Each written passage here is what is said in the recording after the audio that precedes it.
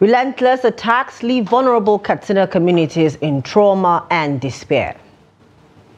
Federal government summons Abuja-Ibadan distribution companies over poor power supply. A Motekun arrests man for trafficking 5 young boys in Osun. Another foreign and 17 suspects in reporter's death to stand trial in Cameroon. Hello and welcome to the News Hour on Trust TV. I am Chiamaka Nwafo. Into the news now. Katsina State has witnessed a surge in bandits' attacks across communities, recently leading to a protest by victims to express their frustrations. In the latest incident, bandits unleashed terror for 3 consecutive days, leaving behind a tale of devastation and destruction of lives and livelihoods. Trust TV's Jamil Mabai visited the community reports on the pain and trauma that continues to take a toll on vulnerable communities. Here's his report.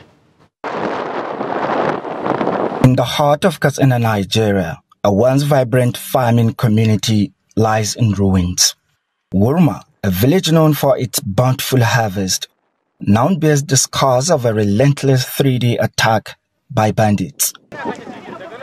Orphaned by the brutality, these young souls have become the face of Wurma's despair. As we speak now, there are 2 dead bodies of a father and his son left in Wurma. The streets, once teeming with life, lie desolate, a stark portrayal of the community's displacement. This tragedy is not an isolated incident, but rather the culmination of a decade-long conflict. 2 tribes, once bound by peaceful coexistence, now find themselves locked in a vicious cycle of vengeance. The age-old struggle for land and water has morphed into a deadly dance of kidnappings for ransom and the killings fueled by a thirst for revenge. The situation I witnessed today was really a very bad one. I went to a whole Wurma town. I couldn't see one chicken, not to talk of a human being. The only human beings I was able to see in those locations are those who could not move, elderly people or sick people, whom I was able to evacuate myself. I was there up to around 1:30, and today is Jumu'at. It's a Friday, but there was no single human being in the mosque to pray for Jumu'at. It's really a very thing that I've never witnessed. And if somebody could tell me that this kind of things could happen in Katsina State, I would not believe it. But I've seen it myself. I have seen the anger of the people, and I have seen the suffering. These community watchmen stand as a fragile shield against the onslaught. The government, vowing to bolster their ranks and weaponry, hopes to level the playing field. We know the bandits have superior weapon against the community watch, and then you know there are some restrictions on the possession of AK-47. We are working towards the hurdles so that we can overcome those hurdles and get more sophisticated weapons that our people can use. And we are also working towards, in those areas that are more vulnerable, to see how we can recruit more men. First of all, we want to replace and also recruit more men. His voice, heavy with concern, acknowledges the escalating humanitarian crisis plaguing Katsina. We have deployed over 120 men today into that location, and we provided them with equipment and food items. And I just met with a delegation of about 10 representatives from that community. We discussed the problems, and they suggested various ways in which they need the government intervention and they need the government to come in. We are working towards that. I have mandated this Commissioner of Internal Security with my special assistant on victims of banditry and kidnapping to work out ways in which between tomorrow and next tomorrow we will start to address the issues. And also I have engaged the Commissioner of Police, the Director DSS, the Brigade Commander has just left for deployment of movement, and then also to organize an special operation in which we get these people out of and dislocate the bandits and move them away from the state. As Wurma struggles to rise from the ashes, the future remains shrouded in uncertainty. The scars of this tragedy will run deep, each not only on the landscape, but also in the hearts of its people. Jamil Mabay, Trust TV, Katsina. Over in Benway State, at least 9 people have been reportedly killed by armed invaders in separate attacks on villages in 2 local government areas of the state. Villagers said that the incidents happened on Thursday and Friday in 2 neighboring local government areas of Akba and Agatu. The villagers said 5 persons were killed in Agatu, while 4 were murdered by the armed invaders in Apa. The chairman of Apa Development Association, Eche Akboko, said the number of casualties could be more as some persons were still missing. Akboko added that the attacks happened simultaneously at about 11 a.m. on Friday, stressing that the exact figure of people killed could not yet be ascertained until search parties completed their findings. Similarly, traditional ruler in Agatu, James Edo, confirmed that 5 persons were killed in his domain in an attack launched against Alokpa village at about 5 p.m. on Thursday. The state police, however, is yet to issue a statement on the attacks. Nigerians have been expressing dissatisfaction with the unstable power supply across the nation and its attendant effect on them and their businesses. According to them, the electricity supply is worsening with every passing day and making daily living difficult. Trust TV's Bayo Musa reports that residents in the Katsina metropolis say the story is the same in the state as they are battling with power outages every day. Here's the report. Electricity is key to the growth and development of every nation, as many businesses, small or big, flourish only when there is stable supply of electricity. However, residents in Kaduna State are lamenting the unstable electricity supply in their communities. We don't have frequent lights. We do pay high tariff. Most of the times, they do bring it late at night, precisely 12, 2, 3, and they take it back 5. Electricity is supposed to be something that Nigeria will enjoy. Unfortunately, Nigerians have been, extorted, because I would say it's extortion. There is no proper, matching between what you consume and the bill you end up getting at the end of the day. Experts also cited economic implications of epileptic power supply and high tariff in the country. In Nigeria, or even in developing countries, 65% of employment is provided by small and medium enterprises. So apart from the 65%, we also have the medium or the large enterprises that are also contributing a lot in providing employment. So the moment there is no power, no electricity, then there's going to be a problem. They will have to resort to other alternative sources of power. You have out of 12,000 registered customers on the grid, only about 5 million have been metered, and there's a wide gap of about 7 million meters uninstalled. Meanwhile, the Kaduna Electricity Distribution Company has attributed the situation partly to the menace of energy theft. We are paying for this energy as well. So if, for example, we are supplied with, let's say, 10 billion naira worth of electricity, and half of it is stolen, you see, that means we can only generate 5 billion, and that means we will not be able to meet up our market obligations.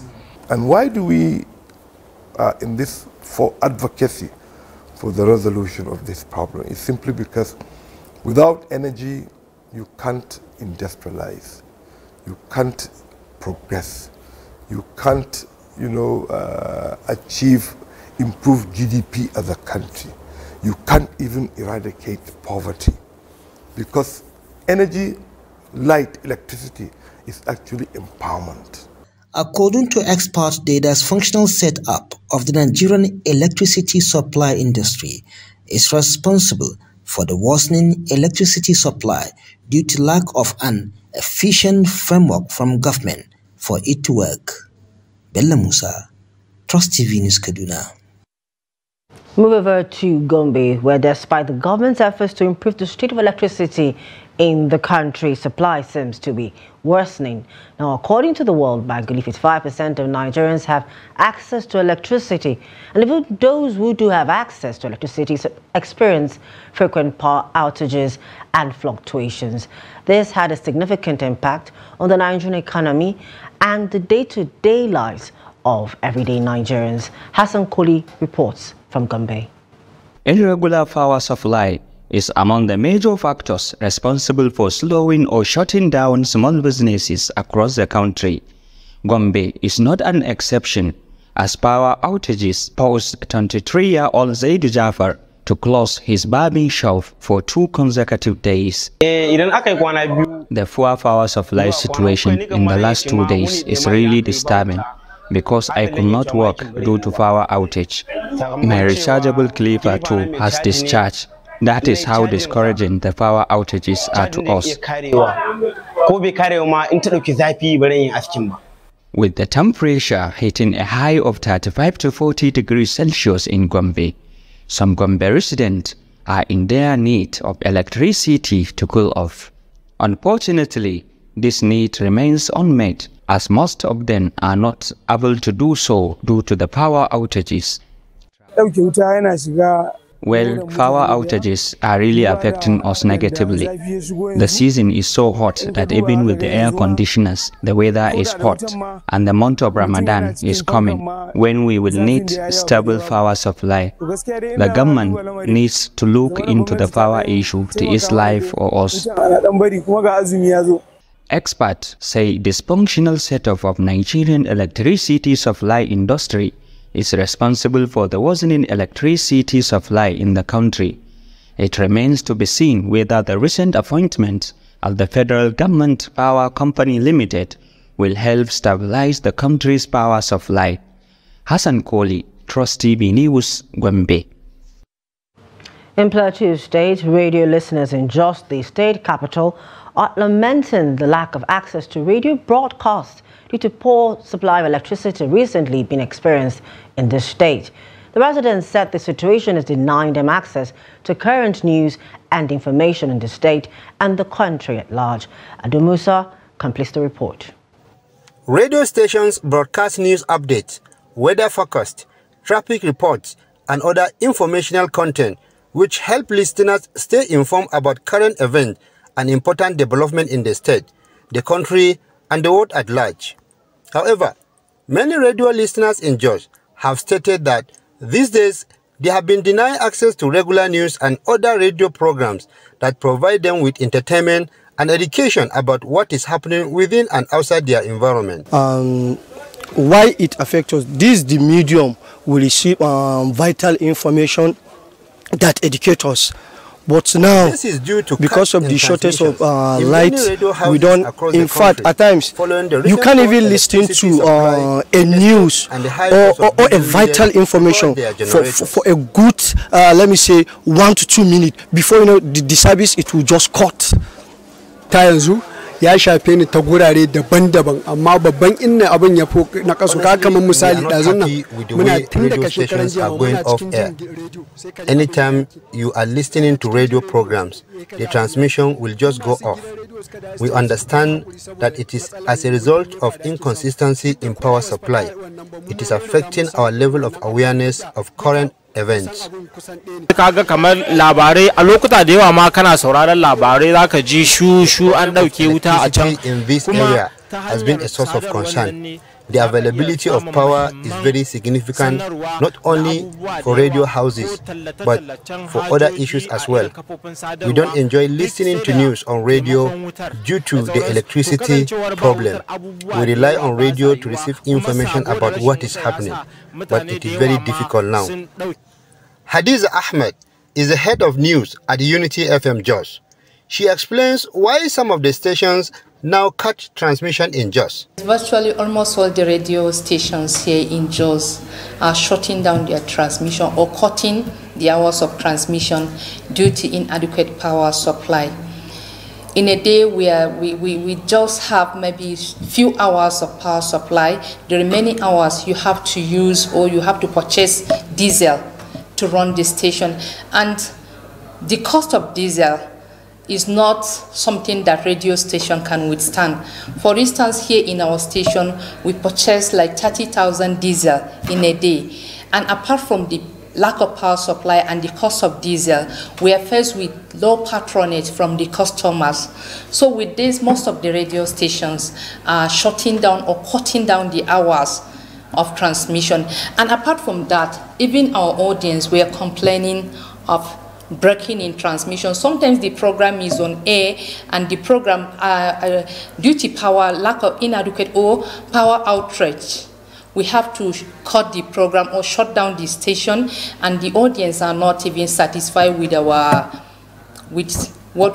services. While some of the stations have reduced their transmission hours, residents are still calling on government and other relevant authorities to resolve the problem in the power sector and high cost of diesel in the country. Ado Musa, Trust TV News, Jos. Still saying with the electricity situation in the country, the Minister of Power, Bayo, has summoned the chief executives of the Abuja Electricity Distribution Company, AEDC, and his counterpart in Ibadan over the worsening power supply in their regions. The minister, in a statement by his media aide, Bolaji Tunji, also summoned the managing director of the Transmission Company of Nigeria, TCN, Sule Ahmed Abdulaziz, over the deteriorating power situation. In a letter signed by the Director of Distribution Services of the Federal Ministry of Power, Bayo Mustafa, the CEOs of the institutions were asked to attend a meeting called by the minister in the coming week to discuss issues bordering on worsening electricity supply in their regions with a view to preferring lasting solutions.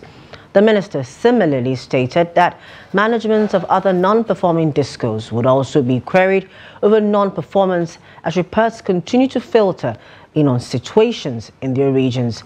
According to the statement, the ministry had been putting pressure on generating companies, Gencos, to improve performance, adding that generation has been ramped up to over 4,000 megawatts in recent days. The minister has also directed TCN to immediately commence repair works on the damaged transmission towers and power lines in order to improve supply in the affected regions.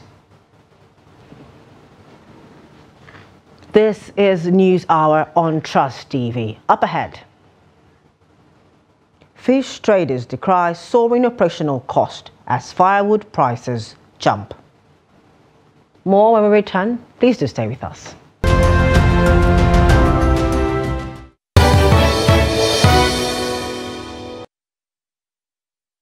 Welcome back. This is a News Hour on Trust TV. A recap of our top stories. Relentless attacks leave vulnerable Katsina communities in trauma and despair. Federal government summons Abuja Ibadan distribution companies over poor power supply. Tomorrow news. In Oyo State, operatives of Amotekun Corps have arrested a 23-year-old man, Isaac Okon, for alleged human trafficking. According to information made available by the Corps commander, Brigadier General Bashir Adewimbi, retired on Saturday. The suspect was arrested on Thursday, February 29, 2024, around 6:45 p.m. with 5 young boys along at Jebandele in Oyo State. Adewimbi revealed that the suspect was allegedly transporting his kidnapped victims without the knowledge of their parents or relatives. The Osun and Moteku boss disclosed that the boys were taken out of Akwa Ibom State under the pretense of working in Lagos, but unknown to them, they were being transported to Osun State to work on a farm. Adewimbi revealed that both the suspect and the victims had been transferred to the National Agency for Prohibition on Trafficking in Persons, NAPTIP, for investigation and prosecution.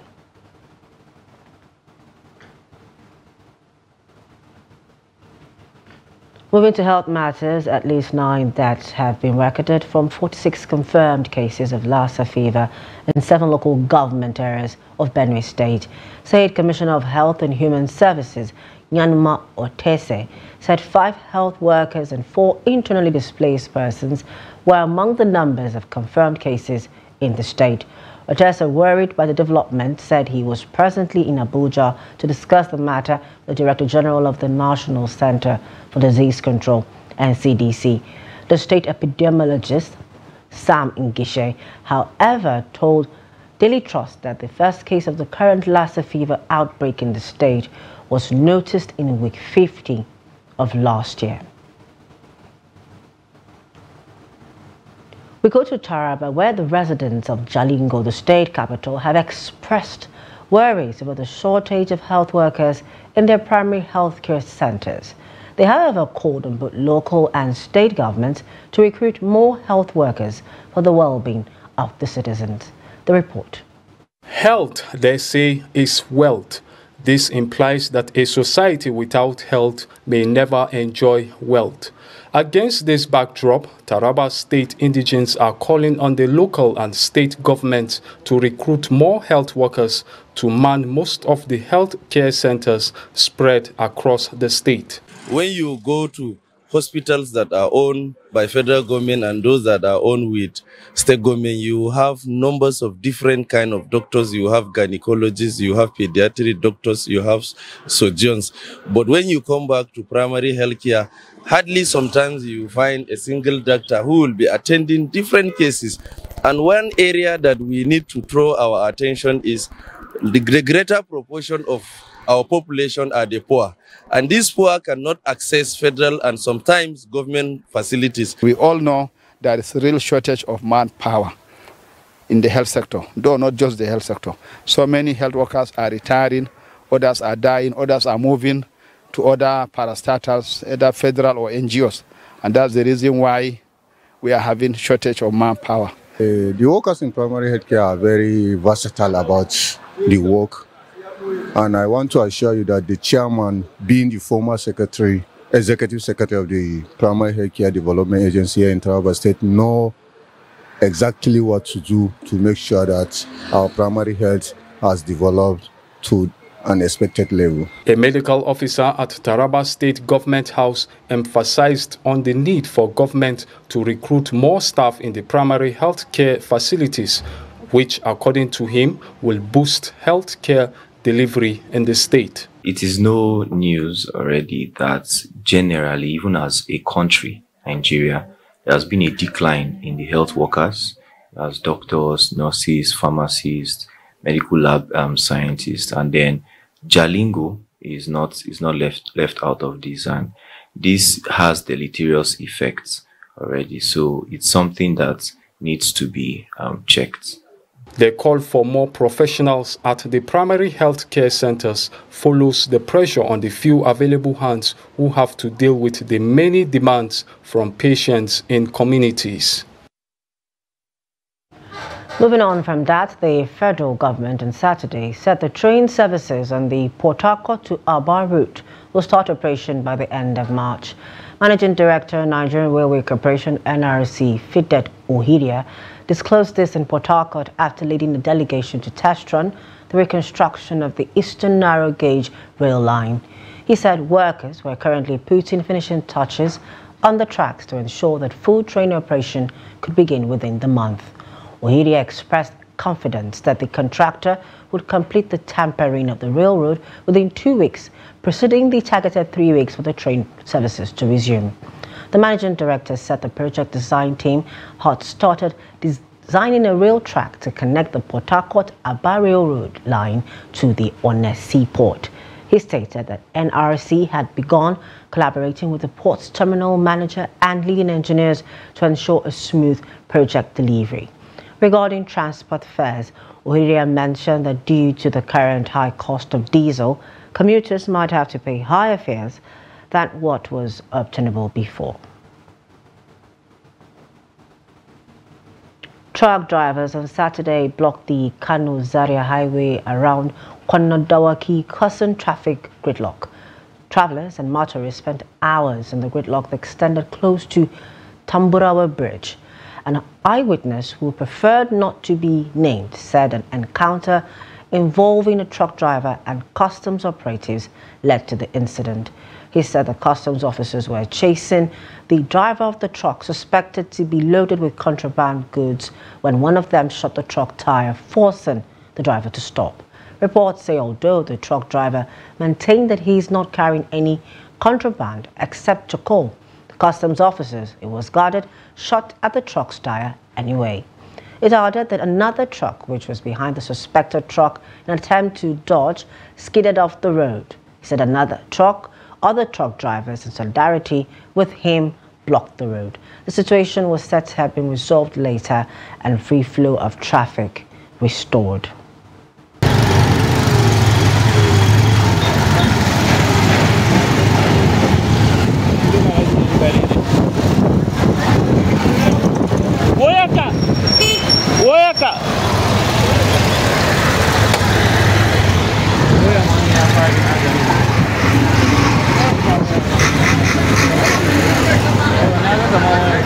Okay.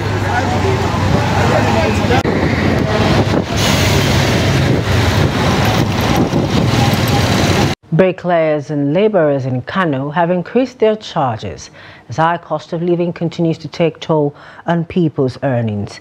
Trust TV's correspondent Idriss reports that laborers are seen as the least paid workers in the state with a daily wage of 1,500 naira. His report. For over 1 month, Ahmad Idriss and several other workers have been laying bricks with other related jobs at this construction site in Kano. They collect a minimum of 1,500 naira each after 12 hours of hard labor, which they say is barely enough to buy them 3 square meal.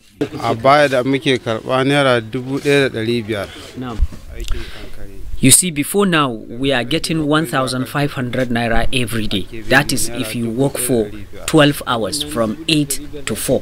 They pay us 1,500 naira. And this money is barely enough to sustain us. But not anymore. Persistent high cost of living occasioned by the increase in the price of food items and other essential commodities, these laborers have now increased their daily wage to 2,000 naira. Well, today actually we have increased the price to 2,000 naira. Some people are paying 2,500 naira. But even as at that, look at 2,000. What will you buy with 2,000? This morning I ate 1,200 naira as my breakfast, and I'm still not satisfied. If I see food now, I will still eat. While a mudu of rice has jumped to 3,600 from 2,000 naira, a measure of maize is now 1,900 naira, and beans is sold at 2,500 naira per mudu. This means there are still many grounds to cover if these young men are to continue keeping body and souls together through their only means of survival. We really don't have choice. This is how we are surviving. We are supposed to get money every day. They are supposed to pay us 5,000 naira from 8 to 4. But that's not the case. But we really don't have choice. If you look at how things are very expensive, rice, beans, maize, everything is too expensive. So the money is not even enough to buy one thing for you. By the time I collect 2,000 naira here, what will I buy with it? Despite these growing concerns, Ahmad Idriss and several other bricklayers still hope for change. But while they hope, their suffering may likely continue to increase. Idriss Jubrin, Trust TV News, Kano. Smoking, one of the best methods of preserving fish, has been passed on from generation to generation, with many using it as the main source of livelihood. In the Ekpe Fish Market of Lagos State, a community of industrious women engage in the traditional trade of smoking fish. However, their livelihoods are threatened by the dual challenges of soaring fish prices and the escalating cost of firewood that is essential for the smoking process. Victoria Tokolo visited the Ekpe Smoking Fish Market, and her report is presented from our studio. In Nigeria, smoking fish is more than just a culinary technique, but a cherished tradition among those engaged in it. Beyond adding a delicious flavor to dishes, smoking serves as a vital preservation method, ensuring that fish can be enjoyed for longer periods. However, in Ekpe smoked fish market, traders are battling with the increasing costs of fish from suppliers, combined with the skyrocketing prices of firewood. In the wake of economic downturns, the cost of a bundle of firewood has surged to 7,500 naira compared to the previous price of 2,350 naira. Now, fish you don't cost, wood you don't cost. If I buy only 3 wood, it's 5,000, 1,000. If I can't take dry the fish. Before fuel scarce, I be there. Before they had money for fuel, everything they ship. But now, to get fish no dey easy because everything is done. Fuel don't dare to get fuel no dey easy. The money when we go take buy like 5 keg before. Now we are buying and we are taking buy 1 carton, 1 keg. So everything is there. If it come down, so everything will dey cheaper. Despite the biting economic challenges, the Ekpe market still revels in its usual bustle as retailers flocking to purchase dried fish in bulk, but not without lamenting the impact of soaring costs on their businesses. We dey buy fish before 1,000, now down be 8,000. No gain for fish again. Shortage is too much. You not see self. Fish is not there. Money not there. Everything can cost. Before, you dey see gain for the fish. If you buy like a 10,000, 55,000 for gain. But now, you can 1 naira, you know the top of the fish. Before we are buying it cheaper, but now if you buy a fish like 20,000 naira, before you can see a gain of 1,000, it's very hard. Government should help us. Government should help us. No fish. This thing that they used to kill it, we don't no money to buy it again. It's very costly. Smoking, originally devised for food preservation, continues to offer disadvantage in contemporary culinary practices across Nigeria. Bayo University in Kano is taking proactive steps to address the worsening food crisis in Nigeria by training approximately 100 women farmers and agricultural extension workers. This initiative aims to empower participants with the skills and knowledge needed to achieve food sufficiency in the country. Additionally, the training serves as a measure to mitigate farmer-herder conflicts nationwide. Trust TV's correspondent Idriss tells us more. These are farmers from the 22 adaptive communities with agricultural extension workers, as well as women in agric. They are here to be trained on agroecological best practices in Nigeria in order to effectively improve the nation's food sufficiency. In the 20th centuries, we have been used to conventional agriculture. Yes. And this conventional agriculture leads to the spoilage of the environment, degradation of the soil is no more fertile. That's why FA says this agroecology is more better, it's more sustainable. Federal Ministry of Agriculture and Food Security, in collaboration with the Center for Dryland Agriculture of the Bayo University, Kano, conceived the idea of the training to support farming households in boosting their food security as well as ensuring national food sufficiency. Before, I used to go away with these things that they are telling us now. But now I will make use of it so that I can rear my animals and even have my own compost so that I can plant so many crops in my home. We were taught how to generate organic fertilizer. Because of the nature of this inorganic fertilizer is highly cost. Not every farmer can afford to buy, let me say, a quantity that he needs to apply in his farm. According to experts, over the years, women agricultural productivity is threatened by growing conflicts between livestock owners and those growing crops. Hence, the need for this exercise in order to find a lasting solution to the problem. We have enough feed, and majority of these clashes is as a result of feed. So it's a matter of organizing ourselves or how to use the feed.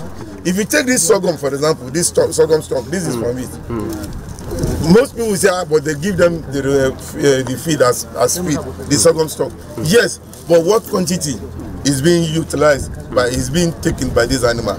Maybe 10%. If you look at this and this, it's just 10%. Yes. But we have technology, and that's one of the things we're going to show you today, that from that 10%, it can actually go to 100% or at least 99%. At the end of the training, it is expected that the knowledge imparted will have a trickle-down effect on production practices across the Nigeria's northwest region. Idriss Jubrin, Trust TV News, Kano. You're still watching News Hour on Trust TV. More news when we return. Please do stay with us.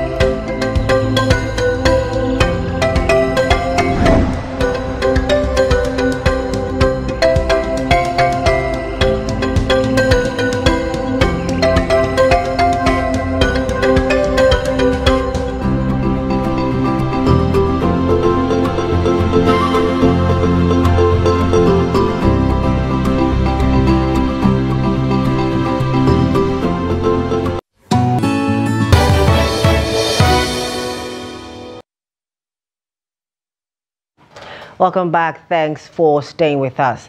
Now let's join Chiamaka and Nendu for business news.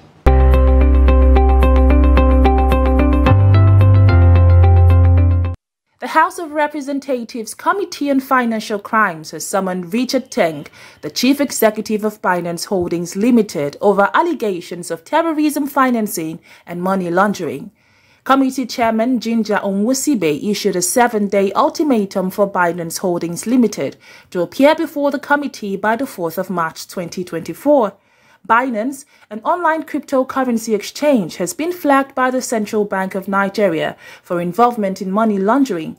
Onwusibe warned of invoking constitutional powers if Binance Holdings fails to comply, citing concerns over disregard for Nigerian business and financial laws. In another development, Shell Nigeria PLC announced plans to assist the Nigerian government in providing electricity using renewable energy sources such as solar, wind, and water.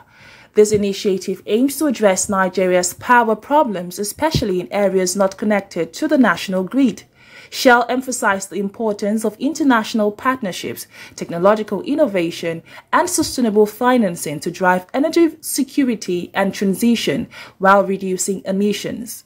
However, the discussions at the 13th Ministerial Conference at the World Trade Organization in Abu Dhabi ended without consensus on key issues like agriculture and fisheries.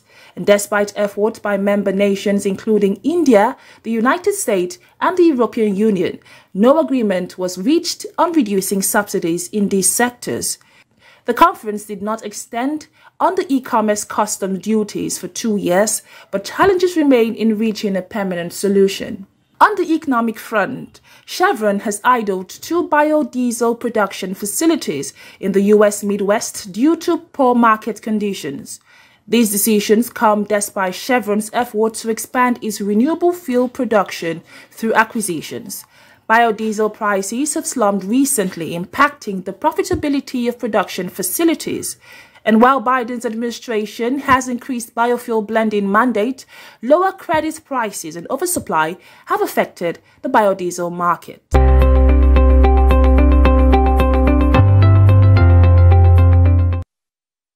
Thank you, Chiamaka and Nendu, for that business update.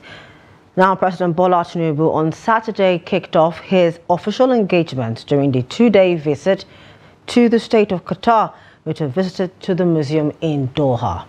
President Tinubu, speaking on the significance of the museum, acknowledged that it was significant to document culture from the beginning of history, the culture of civilization, collaborations, challenges, and perseverance of leadership. Governor of Benway State, who is on the president's entourage to Doha, and other ministers who spoke to journalists expressed deep appreciation to their host for providing the opportunities to engage with Qatari investors and looked forward to a rewarding experience. He cited the areas of agriculture, particularly livestock farming, as one of the most important areas that Nigeria business community can benefit from. Those at the meeting aimed at mapping strategies for engaging with the host included Wale Edu, the Minister of Finance and Coordinating Minister of the Economy, Yusuf Tuga, Minister of Foreign Affairs, Minister of Solid Minerals Development, Dele Alake, Doris Uzoka Anite, the Minister of Trade and Investment, Jamila Ibrahim, Minister of Youth Development, and Ali Pate, the Minister of Health and Coordinating Minister of Social Welfare. It's marvelous. It's detailed, well-detailed statement of history, culture, and growth, and economic opportunity. And it is great to document this kind of culture from beginning of history, the beginning of civilization, the collaboration, the challenges, and the perseverance of leadership. We still have a long way to go. That's all I need to say. Thank you very much. For now. Thank you very much, Excellency. I'm glad I'm here. It is a great honor. You learn every day of your life.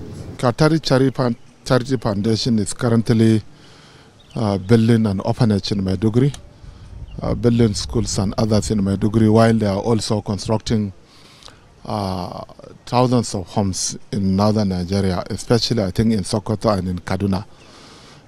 Their main objective is to assist the displaced communities in Nigeria, especially the downtrodden community. We want to convey our deep appreciation to the Qatari Charity Foundation. This morning also we have been to the Qatari Foundation, which is a bigger umbrella than the Qatari Charity. So we believe with the presence of the President of the Federal Republic of Nigeria, this organization will provide some support to the government of Nigeria, both at the national and sub-nationals, because the main objectives of the initiatives of Qatari foundations are geared towards enhancing education, science, and research and community development. Oh, this is absolutely amazing because you really do get inspiration. You know, we have a plan to do a national museum and a number of other museums all over Nigeria and a number of museums even within some of our missions abroad. So this has been a great inspiration, and I can see where we can tap into the wealth of knowledge of what they have done here in Qatar and to be able to add value to the arts, culture and creative economy within Nigeria. Away from Nigeria, 17 people, including a top businessman and ex-Secret Service chief, will stand trial in Cameroon over the killing of a popular journalist, according to court papers seen by the media on Saturday. The badly mutilated corpse of Asen Salomon Mbani Zogo, known as Martinez, was found a few days after his abduction in front of a police station outside the capital, Yaoundé, on January 17th. 2023. The 50-year-old radio reporter was an outspoken critic of alleged corruption and cronyism in the Central African nation, often singling out government officials by name. No trial date has yet been set for the suspects, who include Jean-Pierre Amugu Belinga, an influential businessman and owner of Anecdote Media Group, who was arrested 2 weeks after Martinez's murder. The court order said sufficient charges against the indicted justified ending the judicial inquiry and setting a trial. But many Cameroonians fear justice may never be done in a country ranked by Reporters Without Borders as 118th out of 180 for press freedom. Whoever in charge is interim president Mohammed Idriss Deby said on Saturday he plans to run in this year's long-awaited presidential race. Now, Deby's confirmation came at the end of a chaotic week in which opposition politician Yahya Dillo was shot and killed in the capital, N'Djamena. Dillo's death on Wednesday in disputed circumstances has further exposed divisions in the ruling elite at a politically sensitive time as the Central African country prepares for the promised return to democratic rule via the ballot box. Addressing a crowd of supporters and state officials, Deby announces candidacy in a speech that made no reference to the recent violence. Deby initially promised an 18-month transition to elections after he seized power in 2021 when his long-ruling father was killed in clashes with rebels. But his government later adopted resolutions that delayed elections until 2024 and allowed him to run for president. On Friday, the government confirmed that Deby's uncle, General Saleh Deby Itno, had been arrested in the wake of Wednesday's events. Now let's join Adini Ajishafe for Sports Update.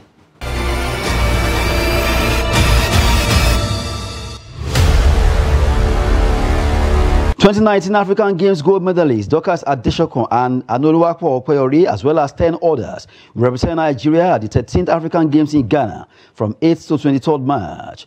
The team consists of 6 men, 6 women, and 4 coaches. The men's players are Anoluwapo Okoyori, Aliyu Shehu, Victor Ikechukwu, Emmanuel Joseph, Godwin Olofua, and Musa Momo. Former African #1 Dorcas Adeshokun, Zainab Alabi, Ramatu Yakubu, Grace Gabriel, Deborah Uke, and Sofiat Obanishola made the women's team. 5 times African champion Anoluwapo Okoyori is aiming to successfully defend his African Games title. And in weightlifting, 13 weightlifters will represent Nigeria at the 13th African Games in Accra.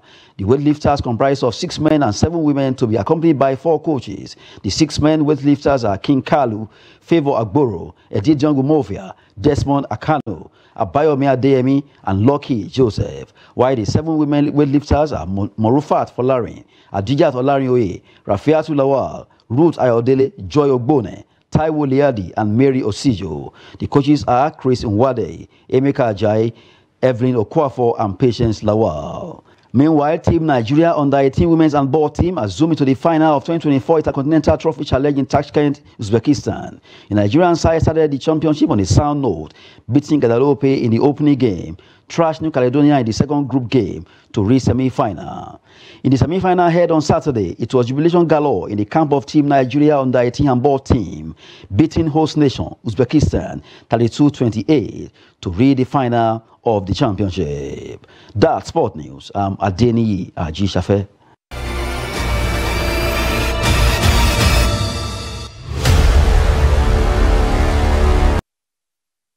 And that's the size of our package of the News Hour on Trust TV. But don't forget to follow us on all our social media platforms for more news, documentary, and programs. I am Chiamaka Nwafo. On behalf of the news team, thank you so much for watching.